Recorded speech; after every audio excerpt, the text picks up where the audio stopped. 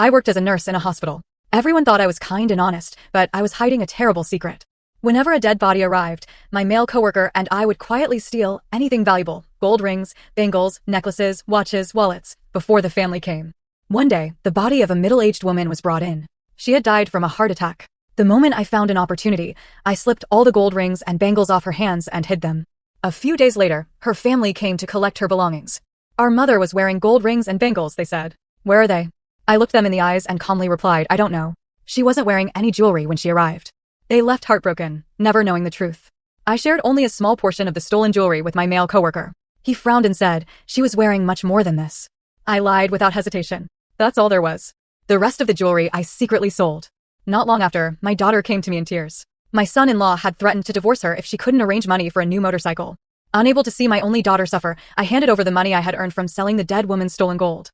After my son-in-law left, I opened a small box and took out the remaining gold bangles, the same bangles I had stolen from the dead woman's wrists.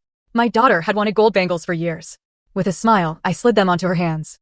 She hugged me tightly. My daughter knew exactly where my money came from.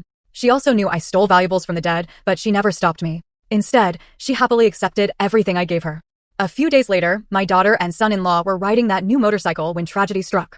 A speeding car slammed into them. They crashed onto the road.